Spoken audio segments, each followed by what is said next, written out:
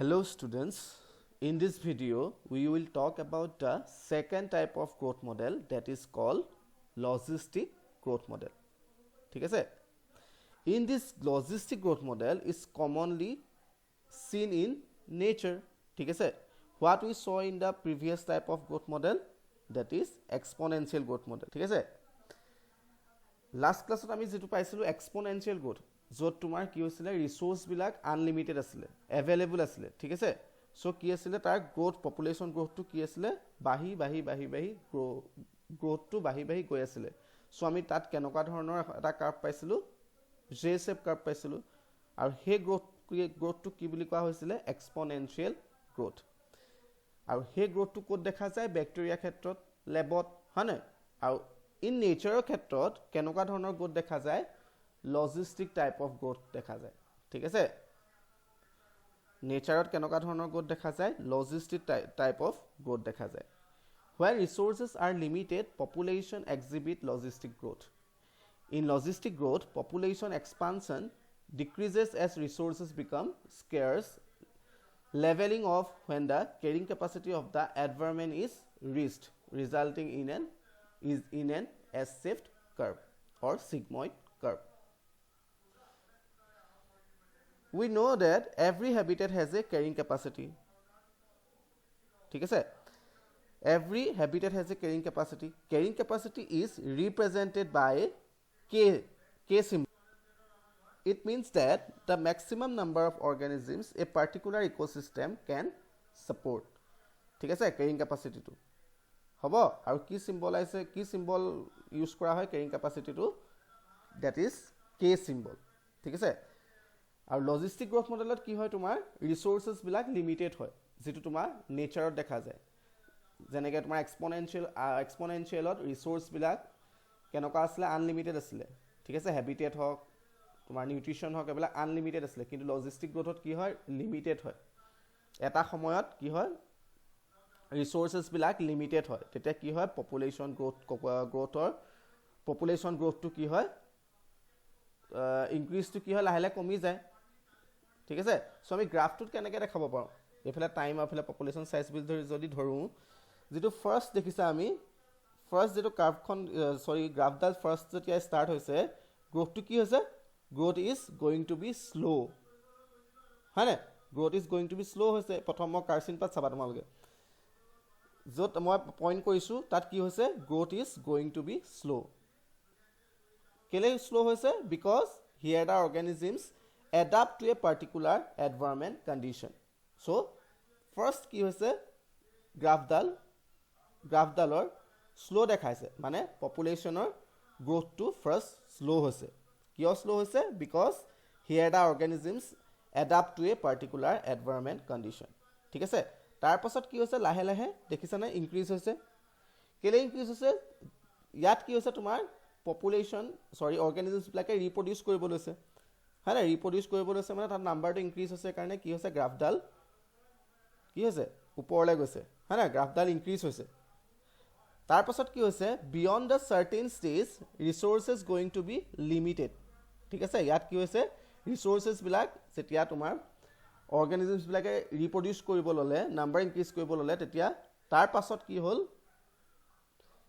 Resource বিলাক limited হৈ গ'ল, ঠিক আছে? ৰিসোৰ্স বিলাক লিমিটেড হোৱাৰ পাছত কি হৈছে beyond a certain stage resources going to be limited and the growth become steady. Last দেখিছা না গ্ৰোথটো কি হৈছে steady হৈ গৈছে।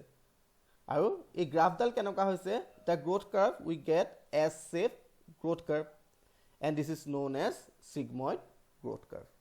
আমি কেনেকুৱা ধৰণৰ গ্ৰোথ কাৰ্ভটো পালো we get S-shaped growth curve আৰু this is known as sigmoid growth curve.